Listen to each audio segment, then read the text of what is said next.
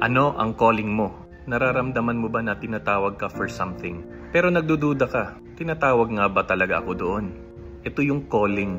Ang ganda ng salitang calling. Parang sa cellphone lang, may tumatawag at kailangan natin sagutin. Pero madalas nakakalito, hindi nagkukulang sa pagtawag ang Diyos. Madalas tayo yung hindi nakakarinig.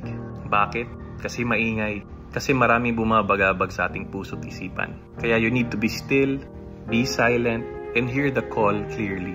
So there's a bigger calling, which is your state of life, which could be married life, religious life, single blessedness, or the ordained life. Pero at the foundation of these callings is our baptismal calling, which is our call to holiness. Yung pinakamalaking tawag talaga sa atin at pinaka-basic ay ang tawag patungo sa kabanalan. Although we sin, we strive to become holy. And the question would be, in what state of life can we fully live out our baptismal calling? Pero siguro, habang nanonood ka nito, you may have chosen already your state of life. Ang sunod natin na sasagutin is how can we support then this calling in the best way possible. So if you're married and you have a family, ano bang trabahong papasukin mo para ma-bless yung pamilya mo? Ano bang serbisyong gagawin mo para matulungan yung ibang tao? If you're confused right now with your calling, what would be good is to rely on the Gospels. Allow the Gospel to speak to you because through the Gospels, we become familiar with God's voice.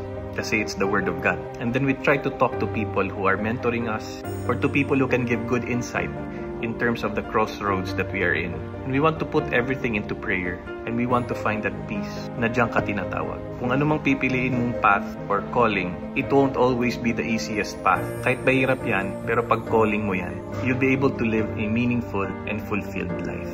And rest assured, pag si Lord ang tumawag sa'yo, He will equip you, He will bless you, and He will enlighten you with wisdom.